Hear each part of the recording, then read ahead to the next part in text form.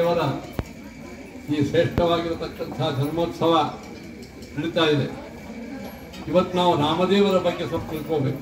ರಾಮನವಮಿ ದಿವಸ ದಿನ ತಿಳ್ಕೋಬೇಕು. ಇವತ್ತು ವಿಶೇಷವಾಗಿ ತಿಳ್ಕೋಬೇಕು. ಏನು ತಿಳ್ಕೋಬೇಕು? ರಾಮ ಜನ್ಮದ ಬಗ್ಗೆ ರಾಮ ಜನ್ಮ ಅಂದ್ರೆ ರಾಮ ಹುಟ್ಟಿದ ದಿವಸ. ರಾಮನ ಜನ್ಮ ಈ ಶಬ್ದ ಅರ್ಥ ತಿಳ್ಕೋಬೇಕು. ಯಾರಿಗೆ ಹುಟ್ಟು ಅವರಿಗೆ ಸಾವು, ಯಾರಿಗೆ ಸಾವು ನಿನಮುಹುದು. ಹುಟ್ಟು ಸಾವುಗಳ ಮಧ್ಯದ ಇದ್ದವನೇ ಮಾನವ, ಅದೇ ಸಂಸಾರ. ಆದರೆ ನಾವು ರಾಮದೇವರಿಗೆ ದೇವರಂತೆ. ರಾಮ ಮನುಷ್ಯ ರೂಪದಲ್ಲಿ ಬಂದ ದೇವರು, ಆದರೆ ಮೂಲವಾಗಿ ರಾಮ ದೇವರ ಸರ್ವೋತ್ತಮ ನಾರಾಯಣ. ಆ ದೇವರಿಗೆ ಜನ್ಮ ಎಲ್ಲಿ, ಮರಣವೆಲ್ಲಿ? ನೀವು ರಾಮಗೆ ಒಂದು ಒಪ್ಕೊಳ್ಳಿ, ಒಂದು ದೇವರಂತಲೇ ಒಪ್ಪಲಿ, ಮನುಷ್ಯರಂತಲೇ ಒಪ್ಪಲಿ. ಜನ್ಮ ಒಪ್ಕೊಂಡ್ರೆ ಮನುಷ್ಯ, ಜನ್ಮ ಇಲ್ಲ ಅಂದರೆ ದೇವರ. ಜನ್ಮ ಇಲ್ಲ ಅಂದರೆ ಇವತ್ತು ಜನ್ಮೋತ್ಸವ, ಕೋಸಂಬರಿ ಪುಟಾಣಿ ಎಲ್ಲ ಒಂದು ಜನ್ಮೋತ್ಸವದಲ್ಲಿ ಬಿಡ್ರಿ, ಒಂದು ದೇವರಂತ ಹೋದರೆ ಬಿಡ್ರಿ, ಒಂದು ಎರಡೂ ಒಂದೇ ಕಡೆ ಹೇಗೆ ಸೇರ್ತದೆ ಅಂತ ಕೇಳಿದರೆ ಶಾಸ್ತ್ರ ಹೇಳ್ತದೆ. ರಾಮದೇವರಿಗೆ ಜನ್ಮ ಅದ, ಕೃಷ್ಣಗೂ ಜನ್ಮ ಅದ.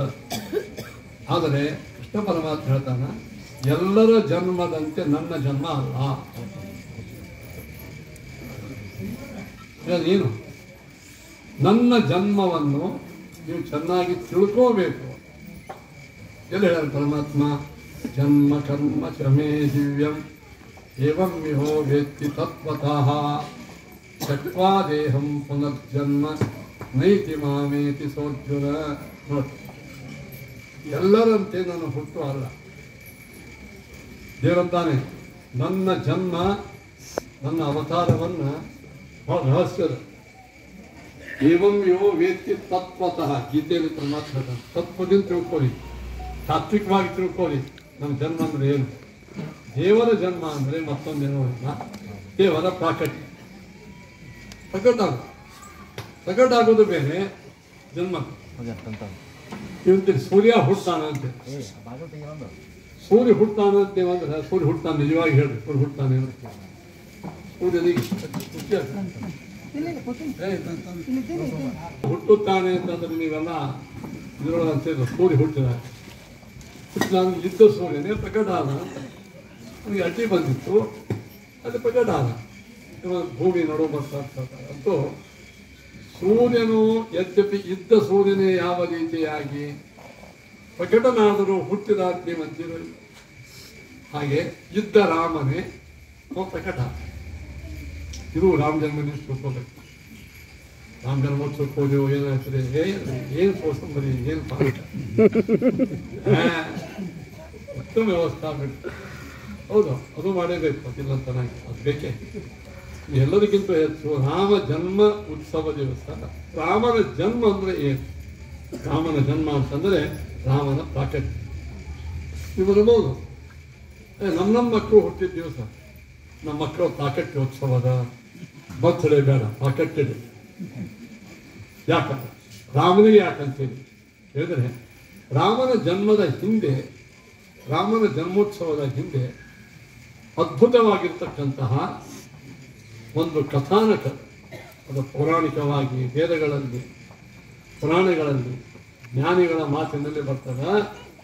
ಸಹಿದೇವೈ ಉದೀರ್ಣ ಸನ್ ಜಜ್ಞೆ ವಿಷ್ಣು ಸನಾತನ ರಾವಣಸ್ಯ ವದಾರ್ಥಿಭಿ.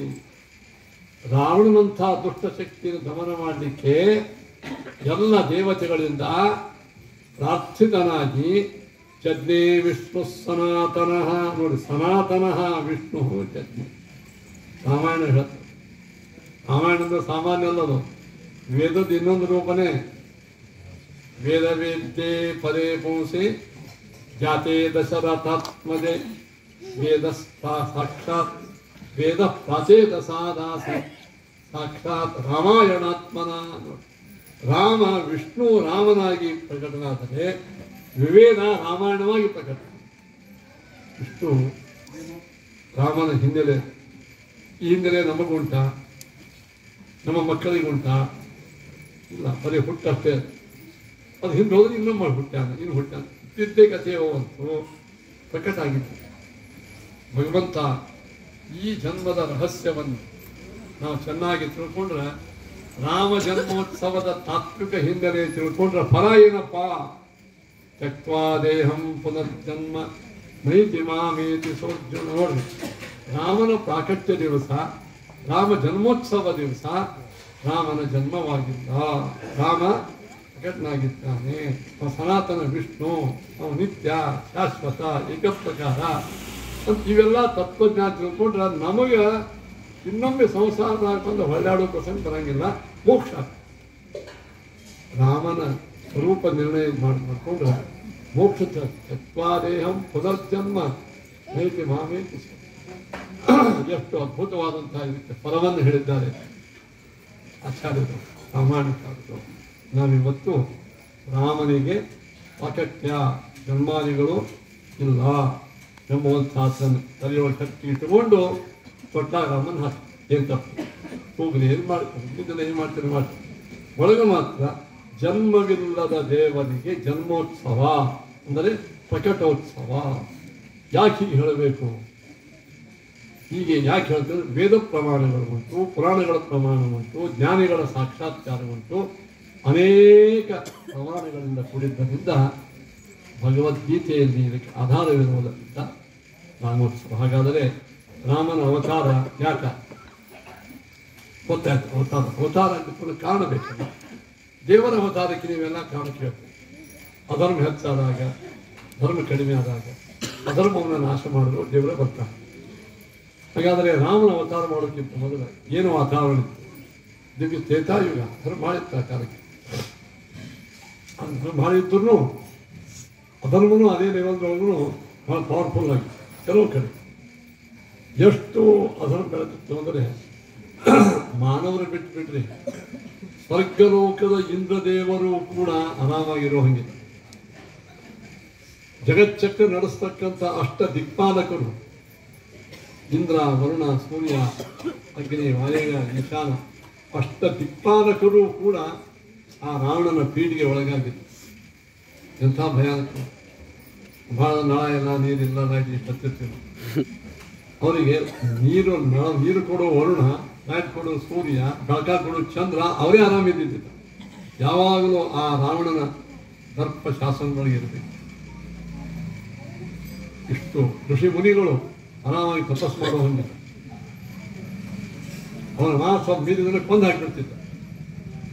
ತಾಟಕ ಮೊದಲಾದಂತಹ ಮಹಾ ದೈತ್ಯ ಸ್ತ್ರೀಯರು ಕೂಡ ಎಷ್ಟು ಉನ್ಮತ್ತರಾಗಿದ್ದರಂದ್ರೆ ಋಷಿ ಮುನಿಗಳು ತಮ್ಮ ಮಾತು ಕೇಳದೆ ಇರ್ತಾರೆ ಕೊಂದು ಹಾಕಿ ಅವರ ಮಾಂಸವನ್ನು ತಿಂದು ರಕ್ತವನ್ನು ಕುಡಿದು ಅವರ ಎಲುಬುಗಳನ್ನು ಪೂರ್ಣದಕ್ಕೆ ಮಾಂಸೆಲ್ಲ ಹೀರಿ ಬಿಸಾಕ್ತಿದ್ರು. ನೀವು ಹೆಂಗೆ ಮಾವಿನ ಸ್ವೀಕರಣೆ ತಿಂದು ಕೊಳ್ತಾ ನೆಕ್ಕಿ ಹೋಗಿತಿದ್ರು. ರಾಮನ ತೋರಿಸ್ತಾರಂತೆ ವಿಶ್ವಾಮಿತ್ರ ಋಷಿಗಳು. ರಾಮ, ನೀನು ಕಣ್ಣಿದ್ರಿಗೆ ಏನೇನು ಬೆಳ್ಳ ಕಾಣಿಸ್ತಲ್ಲ, ಇದು ಪರ್ವತ ಅಲ್ಲ, ಇದು ಹಿಮಾಲಯ ಪರ್ವತ ಅಲ್ಲ, ಎಲುಬಿನ ಪರ್ವತ. ಯಾರು ಎಲುಬು? ಋಷಿ ಮುನಿಗಳು, ಜ್ಞಾನಿಗಳು ಅವ್ರನ್ನ ಕೊಂದು ಅವರ ಎಲುಬುಗಳನ್ನು ಚೀಪಿ ಹೊರದಿರ್ತಕ್ಕಂಥ ಈ ತಾಟ. ಗೋಬ್ರಾಹ್ಮಣ ಹಿತಾರ್ಥಾಯ ದೇಶತ್ರು. ಗೋಬ್ರಾಹ್ಮಣ ಹಿತಕ್ಕಾಗಿ ರಾಮ ಈ ತಾಟಕೆಯನ್ನು ಸಂಹಾರ ಮಾಡಿ ನಿಂಗೇನು ನಸ್ತ್ರೀಕೃತ ವಧಂ, ನಿಂಗೆ ಸ್ತ್ರೀವಧ ಮಾಡಿದ ದೋಷ ಏನೂ ಬರಂಗಿಲ್ಲ ಹೊಡೆಯಂತೆ. ಇಷ್ಟು ಭಯಾನಕವಾದಂತಹ ಪರಿಸ್ಥಿತಿ ಇತ್ತು ರಾಮಾವತಾರಕ್ಕಿಂತ ಮೊದಲು. ದೇವತೆಗಳ ಹೋಗಿ ಪ್ರಾರ್ಥನಾ ಮಾಡಬೇಕು, ಋಷಿಗಳ ಹೋಗಿ ಪ್ರಾರ್ಥನಾ ಮಾಡಬೇಕು. ಅವ್ರು ಸಂಹಾರ ಮಾಡಬೇಕಂದ್ರೆ ಇಲ್ಲ. ಯಾಕೆ? ರಾವಣಗೊಂದು ವರ ಇತ್ತು. ಏನು ವರ ಅಂದ್ರೆ, ನಿನಗೆ ಯಾರೇನು ಗೋಮರಣ ಆಗೋದು ಬೇಡ, ಗಂಭೀರ ವರ ಕೊಟ್ಟು, ಮಹಾದೇವ ವರ ಕೊಟ್ಟು. ಹೀಗಾಗಿ ದೇವತೆಗಳು ಅವನು ಕೊಲ್ಲೋ ಹಂಗೆ. ಇಷ್ಟು ಭಯಾನಕವಾದಂತಹ ಪರಿಸ್ಥಿತಿ ಇದ್ದಾಗ ರಾಮದೇವರ ಅವತಾರ. ಜಡ್ಡೇ ವಿಷ್ಣು ಸನಾತನ ಅಂತ. ಸನಾತನ ಮುದ್ದಾಂ ಜಡ್ಡೆ ಅಂದ್ರೆ ಹುಟ್ಟಿದ, ಸನಾತನ ಅಂದ್ರೆ ನಿತ್ಯನಾದ ಪರಮಾತ್ಮ ಇದು ಅಭಿವ್ಯಕ್ತನಾದ. ಎಷ್ಟು ಅದ್ಭುತವಾದಂತಹ ಮಾತು ವಾಲ್ಮೀಕಿ ರಾಮಾಯಣ ಹೇಳ್ತದ. ಇಂತಹ ಪರಮಾತ್ಮ ಅವತಾರ ಮಾಡಲಿಕ್ಕೆ ದುಷ್ಟರ ಸಂಹಾರ ಕಾರಣ. ದುಷ್ಟರ ಸಂಹಾರ ಒಂದೇ ಕಾರಣ ಅಲ್ಲ, ಭಕ್ತಿ ಪರಮದ ಅನೇಕ ಉದ್ದೇಶ. ಮತ್ಯಾವತಾರ ಮತ್ಯ ಶಿಕ್ಷಣ ರಕ್ಷೋಧಾಯವನಕ್ಕೆ ಬಂದು ರಾವಣನ ಸಂಹಾರ ಮಾತ್ರ ಇಲ್ಲ ಉದ್ದೇಶ. ಆದರೆ ಮರ್ತ್ಯಾವತಾರ ಮರ್ತ್ಯ ಶಿಕ್ಷಣ. ರಾಮನ ಅವತಾರದ ಉದ್ದೇಶ ದೈತ್ಯರ ಸಂಹಾರ ಇತ್ತು. ಆದರೆ ಮಾನವ ಮಾತ್ರರಿಗೆ ಅತ್ಯುತ್ತಮವಾದಂಥ ತರಬೇತಿ ಶಿಕ್ಷಣ ಕೊಡುವ ಸಲುವಾಗಿ ರಾಮ ಅವತಾರ. ರಾಮನ ಅವತಾರ ಹೆಂಗಂತಂದ್ರೆ ಮಾನವ ಮಾತ್ರರಿಗೆ, ಎಲ್ಲ ಮಾನವರಿಗೆ, ಬರೇ ಬ್ರಾಹ್ಮಣರು, ಬರೇ ಕ್ಷತ್ರಿಯರು, ಬರೇ ಶೂದ್ರರು, ಬರೇ ಹೆಣ್ಮಕ್ಕಳಲ್ಲ, ಎಲ್ಲ ಮಾನವರಿಗೂ ಆದರ್ಶ ಮಾನವರಾಗುವ, ಆದರ್ಶ ಮಾನವ ಜೀವನ ಹೆಂಗೆ ನಡೆಸಬೇಕು ತನ್ನ ಉಪದೇಶಗಳ ಮೂಲಕ ಮಾತ್ರ ಅಲ್ಲ, ತನ್ನ ನಡತೆಯ ಮೂಲಕ, ತನ್ನ ಆಚರಣೆಯ ಮೂಲಕವಾಗಿ ಪರಮಾತ್ಮ ಮಾಡ್ತಾರೆ. ಅದ ಕಾರಣ ದೈತ್ಯರ ಸಂಹಾರ ಮಾಡಲಿಕ್ಕೆ ರಾಮ ಬಂದೇ ಬರ್ತಿತ್ತು. ಆದರೆ ವೈಕುಂಠದಾಗೆ ಕೂತ್ಕೊಂಡು ವಿಷ್ಣು ಪರಮಾತ್ಮ ರಾವಣ ಸತ್ತು ಹೋಗಿದೆ ಅಂದ್ಬಿಟ್ಟು ಕ್ರಾಸ್ ನೋಡಿದ್ರು. ನೀವು ಓದ್ತಿದ್ರೆ ಯಾವುದೋ ಇದು ಇರ್ತಾವ, ರಿಮೋಟ್ ಕಂಟ್ರೋಲ್, ಇಡೀ ದೊಡ್ಡ ಟಿವಿನೇ ಆಗ್ತಾವ, ಫ್ಯಾನೇ ನಿಂದಿರ್ತಾವ, ಬಾಂಬ್ ಬ್ಲಾಸ್ಟೇ ಆಗ್ತಿರ್ತದೆ ಅಂತದ್ದು. ಎಲ್ಲ ರಿಮೋಟಕ್ಕೂ ರಿಮೋಟ್ ಆದವನು ಯಾರು? ರಿಮೋಟಾನಾಮ್ ರಿಮೋಟ ಯಾರು? ನಮ್ಮ ರಾಮ ರಿಮೋಟ್. ಇವಲ್ಲಿ ಕೂತ್ಕೊಂಡೇ ಒತ್ತು ಬಿಟ್ಟಿದ್ದ. ರಾವಣನ ಹಾರ್ಟ್ ಬೀಟ್ ಬಂದಾಗ ಸತ್ತು ಹೋಗ್ಬಿಟ್ಟು ರಾಮ ಇಷ್ಟೆಲ್ಲ ಕಷ್ಟಪಟ್ಟು ಇಲ್ಲ ಅವತಾರ ಮಾಡಿ. ಮತ್ಯಾವತಾರ ಮತ್ಯ ಶಿಕ್ಷಣ ರಕ್ಷೋ ರಕ್ಷಾಕ್ಷ ಸಂಹಾರಕ್ಕಾಗಿ ಅಲ್ಲ ಮಾತ್ರ, ಆದರೆ ಮನುಷ್ಯರಿಗೆ ಶಿಕ್ಷಣ ಕೊಡೋದು. ಶಿಕ್ಷಣ ಎರಡು ವಿಧ, ಉಪದೇಶದಿಂದ ಶಿಕ್ಷಣ. ಅದಕ್ಕಿಂತ ಪವರ್ಫುಲ್ ಅಂದ್ರೆ ನಾವೇ ಆಚರಣೆ ಮಾಡಿಕೊಡ್ತೀವಿ. ಇದಕ್ಕಿಂತ ಮನೆಯೊಳಗೆ, ಎಲ್ಲ ಮನೆಯೊಳಗೆ ಸಂಧ್ಯಾವಂದನ, ಸ್ನಾನ, ಏಕಾದಶಿ, ಉಪವಾಸ, ದೊಡ್ಡವ್ರಿಗೆ ಬಂದ ಸ್ವಲ್ಪ ನಮಸ್ಕಾರ ಮಾಡೋದು, ಅದನ್ನ ತಾವಾಗೆ ಮಕ್ಕಳು ಮಾಡಿಬಿಡ್ತಿದ್ರು.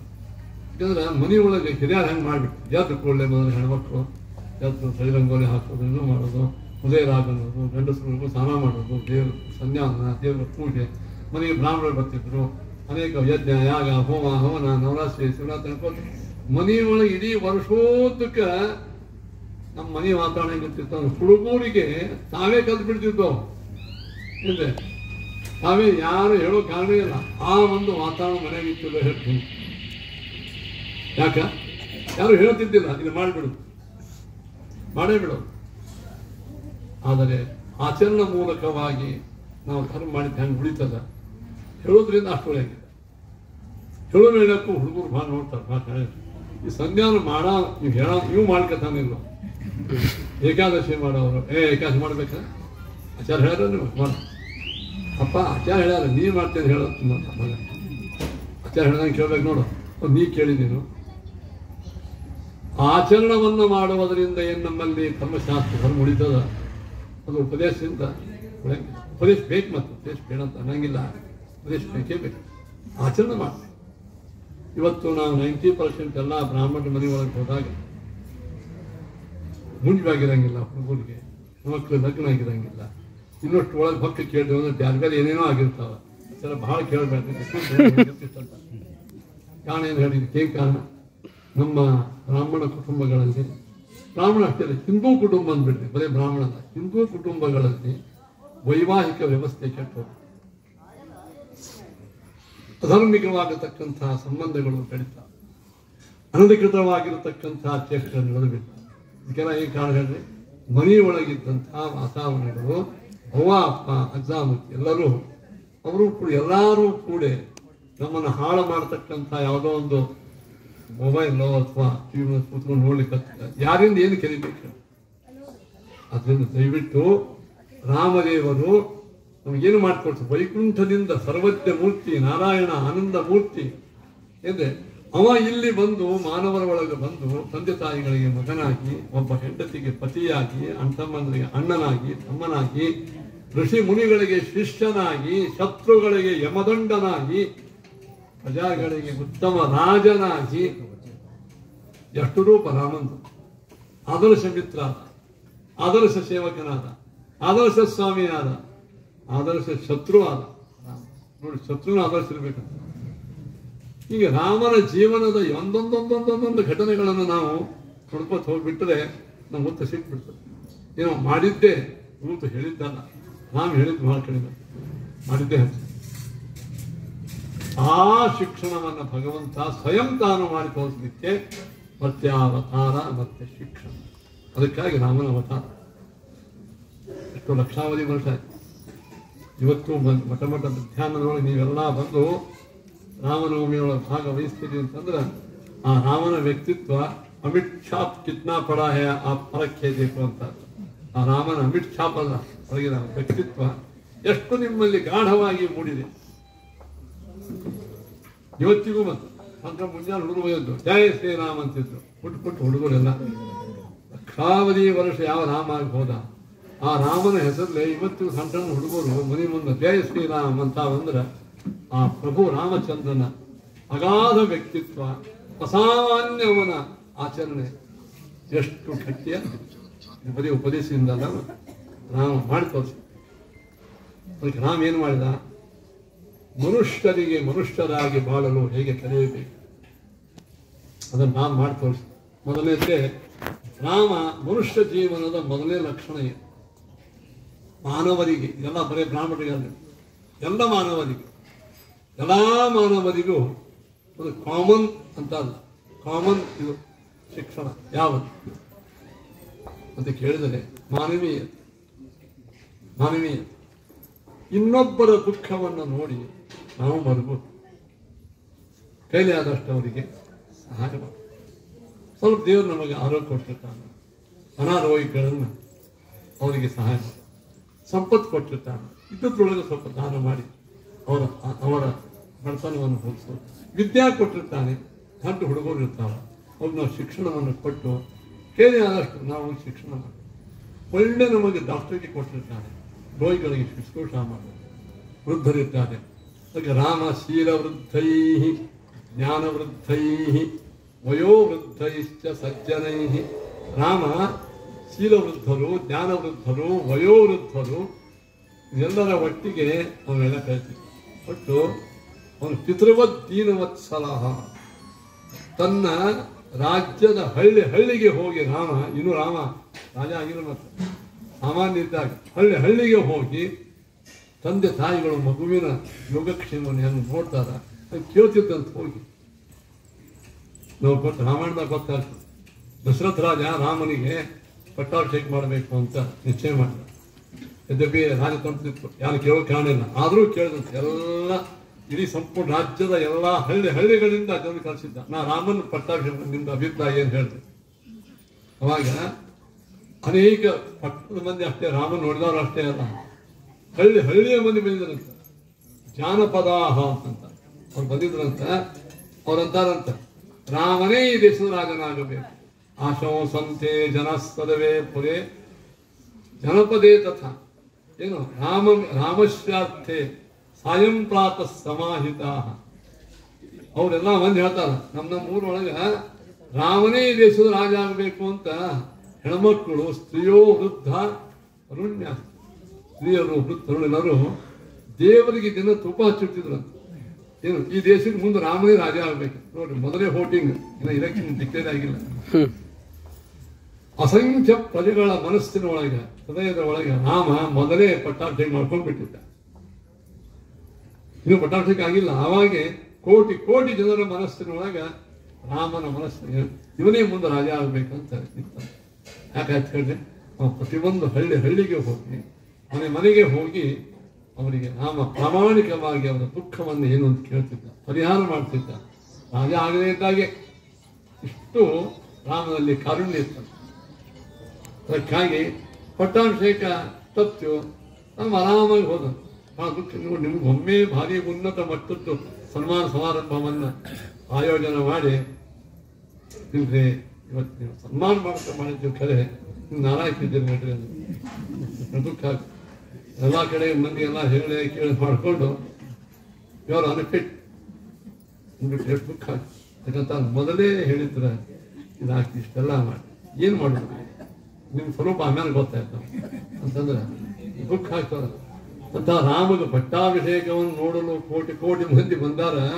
ಅವ್ರ ಮಂದಿ ಎಲ್ಲರ ಎದುರಿಗೆ ಪಟ್ಟಾಭಿಷೇಕ ಸುಳ್ಳಾಯಿತು ಅಂತಂದಾಗ ರಾಮ ಹೆಂಗಿದ್ದ ಆ ಕಾಲಕ್ಕೆ ಬಹಳ ದುಃಖ, ಹಣಿ ಕಟ್ಕೊಂಡು ನನ್ನ ಪ್ರಾರ್ಥಕರ ಏನು ಮಾಡೋದು. ಇನ್ನೊಂದು ರಾಮ ನಕೋ ಹೊರಗೆ ಬಂದ. ದದತೋ ಮಂಗಲ ಕ್ಷೌಮಿ ವಸಾನಸ್ಯ ಚ ವಲ್ಕಲೆ ಅದೃಶ್ಯ ವಿಸ್ಮಿತಾಸ್ತಸ್ಯ ಮುಖರಾಗಂ ಸಮಂ ಜನ ಕಾಳಿದಾಸ ಹೇಳ್ತಾನೆ, ವಾಲ್ಮೀಕಿ ಹೇಳ್ತಾನೆ ಹೇಳ್ತಾನೆ. ಈ ಪಟ್ಟಾಕ್ಷ ತಯಾರಾಗೋ ರಾಮ ಅಂತ ಹೇಳಿ ರೇಷ್ಮೆ ಪಟ್ಟೆ ಪೀತಾಂಬರವನ್ನು ಉಟ್ಕೊಂಡು ರಾಮ ಎಷ್ಟು ಸಂತೋಷದ ಅಲ್ಲಿ ಕೂತಿದ್ದ. ಇನ್ನು ಅರಣ್ಯಕ್ಕೆ ನೀವು ಹೋಗು ಅಂತ ತನ್ನ ತಂದೆ ತಾಯಿಗಳು ಹೇಳಿದಾಗ ನಾನು ಬಟ್ಟೆ ಉಟ್ಕೊಳ್ಬೇಕು. ರಾಮನ ಮುಖದ ಮ್ಯಾಲ ಅದೇ ಶಾಂತಿ ಅದೇ ಕಾಂತಿ ಇತ್ತಂತ. ಸ್ವಲ್ಪ ಏನಾದ್ರು ಕೆಲವು ಮುಖದ ಮೇಲೆ ಕೆಳಗಡೆ ಬದಲಿ ಆಗ್ತದೆ. ನೀವು ಫಸ್ಟ್ ಕ್ಲಾಸ್ ಪಟ್ಟು ಬಂದಿರಿ ಇಡೀ ಊರಿಗೆ ಅಂತ ಹೇಳಿ ಹೇಳಿ ಡಬ್ಬಿ ತೆಗೆದು ಹೇಳಕ್ ಅಂದಾಗ ನೀವಲ್ರಿ ನಿಮ್ ಗೆಳೆಯ ಬಂದ ನಿಮ್ ಹಿಂದಿನ ನಂಬರ್ ನಿಮ್ದೇ ಎಷ್ಟು ಮನುಷ್ಯರಿಗೆ ದುಃಖ ಆಗ್ತದೆ. ನೀವು ತೆಗಿಯಿಂದ ಎಷ್ಟು ಮುಖದ ಮೇಲಾದ್ರೆ ಕೆಟ್ಟ ಕಡೆ ಬರಬೇಕಂತ ಇಲ್ಲ, ಅದೇ ನಗು ಅದೇ ಶಾಂತಿ ಅದೇ ಕಾಂತಿ ಇತ್ತಂತ. ಇದಕ್ಕಂತಾರ ಸುಖ ದುಃಖೇ ಸ್ವಮೇ ಕೃತ್ವ ಲಾಭಾಲಾಭ ಜಯಾಜಯೋ. ಕೃಷ್ಣನಾಗಿ ಬರೇ ಹೇಳಿಲ್ಲ, ರಾಮನಾಗಿ ಕೃಷ್ಣನಾಗಿ ಮಾಡ್ಯಾರ ಪರಮಾತ್ಮ.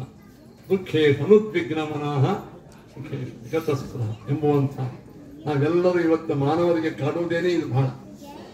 ಮೊದಲು ನಾವೇನೋ ನಮ್ಮ ಕಲ್ಪನೆ ಮಾಡಿ ನಮ್ಮಂತೆ ಆಗ್ತಂತ ತಿಳ್ಕೊಂಡಿರ್ತೀವ. ಆಗಲಿಲ್ಲ ಅಂತಂದ್ರೆ ಇಷ್ಟು ಡಿಪ್ರೆಷನ್ ಹೋಗಿ ನಾವು ಆತ್ಮಹತ್ಯೆ ಮಾಡ್ಕೋತೀವಿ, ಅಥವಾ ಆತ್ಮಹತ್ಯೆ ಮಾಡ್ಕೊಂಡಿಲ್ಲ ಬ್ರಾಹ್ಮಣ ಹತ್ಯಾರ ಮಾಡ್ಕೋತೀವಿ ಸರಿಗಿರಿ ಕೊಡ್ಕೊಂಡು ಆರಾಮಾಗಿ. ಮೊದಲೆಲ್ಲ ಚಲೋ ಇದ್ರೆ ಆಚಾರ ಈ ಘಟನಾ ನಂತರ ನನಗೂ ಯಾರೇ ಉಪಾಯ ಇಲ್ಲ. ಮನುಷ್ಯ ಡಿಪ್ರೆಷನ್ ಆಗ್ತಾನೆ, ಮನೋರೋಗಿ ಆಗ್ತಾನೆ, ಏನೇನೋ ಆಗ್ತಾನೆ. ರಾಮಾವತಾರದ ಕಥೆ ಕೇಳ್ರಿ. ರಾಮನಂತಹ ವ್ಯಕ್ತಿತ್ವ ನಾವು ಕಳಿಸಿಕೊಳ್ಳಬೇಕು. ಎಷ್ಟೇ ಸುಖ ಇರಲಿ ಎಷ್ಟೇ ದುಃಖವಿರಲಿ ನಾವು ಮಾನಸಿಕ ಸಂತುಲತೆ ಕಾಡ್ಕೋಬೇಕು. ಇವತ್ತು ರಾಮಾಯಣ ಮೋಕ್ಷಂಕ ಆಗ್ತದೆ ಗೊತ್ತೇ. ಸಾಂಸಾರಿಕ ದುಃಖ ಮೋಕ್ಷದಿಂದ ನಮ್ಗೆ ಕಾಣುತ್ತೆ. ಇವತ್ತು ನಮ್ಗೆ ಕಾಡೋದೇನೆ ನಮ್ಮನ್ನು ನಾವು ಭಾಳ ದೊಡ್ಡವ್ರು ನಾವು ತಿಳ್ಕೊಂಡಿರ್ತೀವಿ, ಮಂದಿ ತಿಳ್ಕೊಂಡಿರ್ತಾರೆ, ಭಾಳ ಹೊಗಳಿರ್ತಾರೆ, ಏನೋ ಅಪಮಾನ ಆಗ್ತದೆ, ನಾವು ಭಾಳ ದುಃಖ ಆಗಿಬಿಡೋದು. ಇಡೀ ಒಂದು ವಾರ ಹೆಸ್ಬಿಡ್ತಾ ಇದ್ದಾರೆ, ಅಪಮಾನ ಆಗ್ತಾ ಇರ್ತಾರೆ. ಮನೆಯೊಳಗೆ ಮಕ್ಕಳು ಮಾತು ಕೇಳಂಗಿಲ್ಲ, ಸಸಿ ಮಾತು ಕೇಳಂಗಿಲ್ಲ, ಅತ್ತಿ ಮಾತು ಕೇಳಂಗಿಲ್ಲ, ಅತ್ತಿ ಮಾತು ದಿನ ಕೇಳ್ತಿರ್ತೀವಿ. ಎಲ್ಲರೂ ಕೊನೆಯ ಸಿದ್ಧಾಂತ ಏನು ಅಂದ್ರೆ ಹಾಸ್ಪಿಟಲೈಸ್ ಆಗ್ತದೆ. ಇದಕ್ಕೆಲ್ಲ ಕಾರಣ ಏನು ಹೇಳಿ, ನಮ್ಮ ಮಾನಸಿಕ ಸಂತೋಲನತೆ ಕಳ್ಕೊಂಡ್ಬಿಟ್ಟು. ರಾಮಾಯಣ ನಮ್ಗೆ ಉಪಯೋಗಿಸ್ಬಿಡ್ತಾರೆ. ರಾಮನ್ ನೋಡಿ, ರಾಮಗೆ ಬಂದಂಥ ದುಃಖ, ರಾಮನಿಗೆ ಬಂದಿರತಕ್ಕಂಥ ಅತ್ಯಂತ ಕೆಟ್ಟ ಪರಿಸ್ಥಿತಿ ನಮಗೆ ಬಂದ ಹೇಳಿದ್ರೆ ಬಂದಿಲ್ಲ.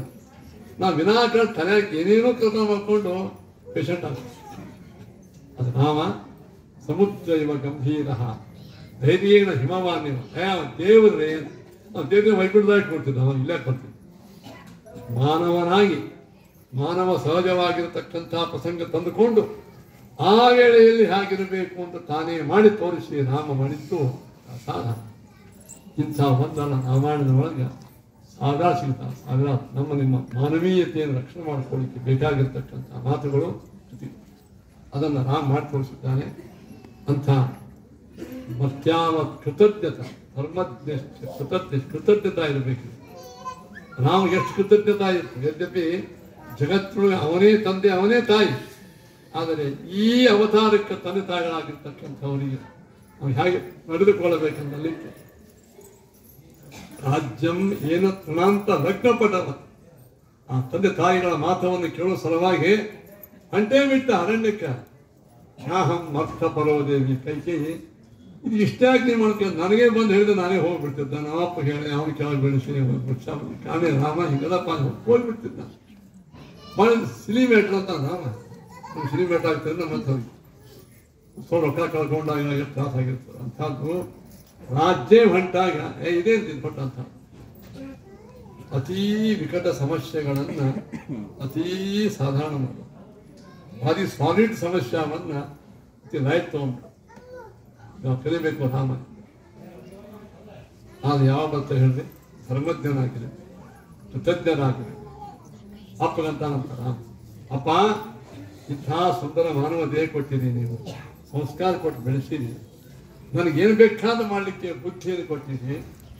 ಇಂಥ ನೀವು ಒಂದು 14 ಅರಣ್ಯಕ್ಕೆ ಹೋಗು ಅಂತಂದ್ರೆ ಏನು ದೊಡ್ಡ ಅಂತ ನೀನು ನೀವು ಕೊಟ್ಟ ಉಪಕಾರವನ್ನು ಇದೇನೋ ನಾವು ಮಾಡೋದು ಬಿಟ್ಟು ನೋಡಿ. ಒಮ್ಮೊಮ್ಮೆ ತಾವು ಮಾಡಿದ್ದ ಕೆಲಸವನ್ನು ಭಾರಿ ಹೇಳ್ಕೊತಿರ್ತಾರೆ. ನಮ್ಮ ಅವ್ವ ಅಪ್ಪನ ಉಳಿಸಿದ್ದಕ್ಕಿಂತ ನನಗಂದ್ರೆ ಆಚಾರ ಏನು ಸ್ವಲ್ಪ ಅವ್ವ ಅಪ್ಪ ಒಂದು ತಿಂಗಳು ಇಟ್ಕೊಂಡಿರ್ತಾರೆ. ನಾನೇ ಇತ್ತಂದ್ರೆ ನಮ್ಮ ಅವ್ವ ಎಲ್ಲರೂ ಮೇಲೆ ಹೋಗಿ ಮಾತು ಮಾಡಿದ್ರೆ ಆಗ್ತದೆ. ನಾವು ಅಂತಿರ್ತೀವಿ ಸರ್ ಎಲ್ಲ ಹೊಸದಾದ ಮಾತುಗಳು. ರಾಮ ಪರಮಾತ್ಮ ಅಂತ ಅಪ್ಪ ಏನ ಸಂಸ್ತಂಭನೀಯೋಯಂ ಸರ್ವೋ ಬಾಷ್ಪಕುಲೋ ಜನ ಸತ್ವಂ ಪುರುಷ ಶಾರ್ದೂಲ ಕಥಂ ವಿಕ್ರಿಯತಾಂಗತ ಅಪ್ಪ ಅಂತ ವಶಿಷ್ಠರಿಗೆ ಹೇಳ್ತ ಸೀತಾದೇವಿ ಹೇಳ್ತ ಆ ರಾಮನ ಒಂದೊಂದು ಮಾತು ಕೇಳಿದ್ರೆ ಸಾಕು ನಮ್ಮ ಜೀವನದಲ್ಲಿ ನಾವು ಪರಿವರ್ತನೆ ಆಗಿಬಿಡ್ತೇವೆ.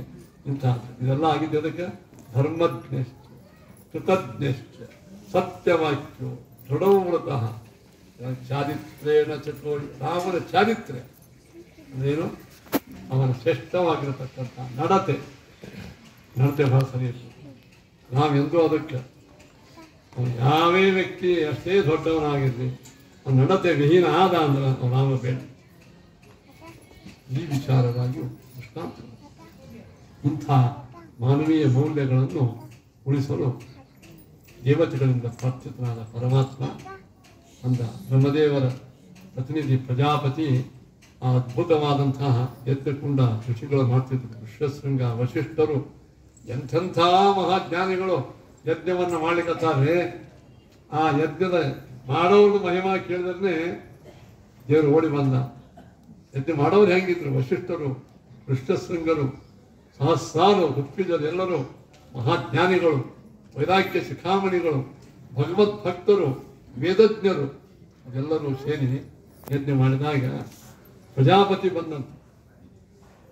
ಪ್ರಜಾಪತಿ ಬ್ರಹ್ಮದೇವರ ಪ್ರತಿನಿಧಿ ಕೈ ಒಳಗೆ ಬಂಗಾರದ ಪಾತ್ರೆ, ದೊಡ್ಡ ಪಾತ್ರೆ, ತುಂಬೆ ಪಾಯಸ ಅವನೇ ಮಾಡ್ಕೊಂಡು ಬಂದಿದ್ದ ಪಾಯಸ. ಇದಂತು ನರಶಾರ್ದೂಲ ಪಾಯಸಂ ದೇವನಿರ್ಮಿತಂ ಪ್ರಜಾಕರ ಗ್ರಹಣತ್ವಂ ಧನ್ಯಂ ಆರೋಗ್ಯವರ್ಧನಂ. ಈ ನರಶಾರ್ದೂಲ ಪ್ರಭು ಇದು ಬ್ರಹ್ಮದೇವರು ಕಳಿಸಿರ್ತಕ್ಕಂತಹ ಅದ್ಭುತವಾದಂತಹ ಪಾಯಸ. ಇದು ಪ್ರಜಾಕರ ಅತ್ಯುತ್ತಮ ಸಂತಾನವನ್ನು ಕೊಡುವ ಪಾಯಸ, ಧನ್ಯವಾದದ್ದು. ಆರೋಗ್ಯವರ್ಧನಂ, ಎಷ್ಟೇ ಮಕ್ಕಳನ್ನು ಪಡೆದರೂ ನೀವು ಆರೋಗ್ಯವಂತರು, ಮಕ್ಕಳು ಆರೋಗ್ಯವಂತರಾಗಿದ್ದಾರೆ. ತಗೋ ಸ್ವೀಕಾರ ಮಾಡೋದು. ಯಜ್ಞ ಕುಂಡದಿಂದ ಬಂದು ವ್ಯಕ್ತಿ ಪಾಯಸ ಕೊಟ್ಟಾಗ ಆನಂದವಾಗಿರುತ್ತೆ. ನಾನು ಮಾಡಿದ ಯಜ್ಞ ಸಫಲ ಆಯಿತು ಅಂತಂದ. ಯಜ್ಞ ಸಫಲ ಯಾವಾಗ ಆಗ್ತದೆ ಹೇಳ್ರಿ? ಯಜ್ಞ ಮಾಡಿಸ್ತಕ್ಕಂಥವರು ಮತ್ತು ಯಜಮಾನ ಮತ್ತು ಪುರೋಹಿತರು ಇಬ್ಬರು ಪವಿತ್ರರಾಗಿರಬೇಕು. ಅಂದರೆ ಅವರಿಗೆ ಆಸ್ತಿಕ್ಯ ಬುದ್ಧಿ. ಅದೆಲ್ಲ ಋಷಿ ಮುನಿಗಳು ಮಾಡಿದರು. ಅತ್ಯುತ್ತಮ ಪಾಯಸ ಬಂತು. ಕೌಸಲ್ಯಾದೇವಿಗೆ ಅರ್ಥವನ್ನು ಕೊಟ್ಟರು, ಇನ್ನು ಅರ್ಥ ಮಾಡಿದರು. ಅದರಲ್ಲೊಂದು ಅರ್ಥ ಹೀಗೆ ಲಕ್ಷ್ಮಣನಿಗೆ, ಇದು ಸೂತ್ರಾದೇವಿಗೆ 2 ಭಾಗ, ಕೈಕೇಯಿಗೆ ಬಂದು ಅವಳಿಗೆ ಅರ್ಧ ಭಾಗ ಕೊಟ್ಟು ಅಲ್ಲಿ ಸಾಕ್ಷಾತ್ ಯಜ್ಞೇ ವಿಷ್ಣು ಪರಮಾತ್ಮನೇ ಆ ಕೌಸಲ್ಯಾದೇವಿಯ ಗರ್ಭದಲ್ಲಿ ಬಂದು ಭಗವಂತ ಇದೇ ಚೈತ್ರ ಶುದ್ಧ ನವಮಿ ದಿವಸ ಈ ಅಭಿನಂದ ಮುಹೂರ್ತದಲ್ಲಿ ಪುನರ್ವಸು ನಕ್ಷತ್ರದಲ್ಲಿ ಭಗವಂತ ಅವತಾರ ಮಾಡಿದ್ದಾನೆ. ಅವಾಗ ಪುಷ್ಪವೃಷ್ಟಿ ಆಯ್ತಂತೆ, ದೇವತೆಗಳು ದುಂದುಗಳು ಮುಳುಗಿದುವಂತೆ. ಇನ್ನು ನಾವು ಶಾಂತವಾಗಿ ಆದೀವಿ ಅಂತೇಳಿ ರಾಮದೇವರು ಹುಟ್ಟಿದ್ದು ಮಧ್ಯಾಹ್ನ, ಉರಿ ಬಿಸಿಲು, ಎಲ್ಲ ಕಡೆಗೆ ಬೆಳದಿಂಗಳು ತಂಪಿತ್ತಂತೆ. ಯಾಕಂದ್ರೆ ಆ ರಾಮನ ಮುಖ ನೋಡಿ, ರಾಮಚಂದ್ರನ ಮುಖ ನೋಡಿ ಸೂರ್ಯವಂಶದಲ್ಲಿ ಚಂದ್ರ ಹುಟ್ಟಿದ ಅಂತ ರಾಮದೇವರ ಆ ಜನ್ಮೋತ್ಸವ ಇವತ್ತು. ಅಂತ ವಿಷ್ಣು ಪರಮ ಜನ್ಮೋತ್ಸವ ಪ್ರತಿ ವರ್ಷ ನಮ್ಮ ಅಯೋಧ್ಯ ಇದಕ್ಕೆ ಸತ್ಯ ಪ್ರಮೋದ ತೀರ್ಥರು ಇದಕ್ಕೆ ಹೆಸರಿಟ್ಟ ಅಯೋಧ್ಯ ನಗರ ಮತ್ತು ರಾಮದೇವರು. ಅಯೋಧ್ಯ ಬರೀ ಅಯೋಧ್ಯ ಅಂತ ರಾಮದೇವರು ಮಾಡ್ರಿ ಅಂತ ಅವರೇ ಹೇಳ. ಈ ಜಾಗದೊಳಗೆ ಈ ರಾಮದೇವರ ಸ್ಥಾಪನಾ ಆಗಿದೆ. ಎಷ್ಟೋ ವರ್ಷ ಆಯಿತು. ಅವ್ಯಾಹತವಾಗಿ ಇಲ್ಲಿ ರಾಮದೇವರ ಪೂಜಾ ನಡೆದಾಗ ಅಖಂಡವಾಗಿ ನ್ಯಾಯಸುಧಾ ಹಿಡ್ಕೊಂಡು ಎಲ್ಲ ಪಾಠಗಳು ಅಖಂಡವಾಗಿ ನಡೀತಾ ಇದ್ದೀವಿ. ವಿದ್ಯಾಪೀಠ ನಡೆದಿದೆ. ಎಲ್ಲ ನಮ್ಮ ಸತ್ಯ ಪ್ರಮೋದ ತೀರ್ಥರ, ಸತ್ಯಾತ್ಮ ತೀರ್ಥರ ವಿಶೇಷವಾಗಿ ಆಚಾರ್ಯರ ಅನುಗ್ರಹದಿಂದ ನಡೆದಿದೆ.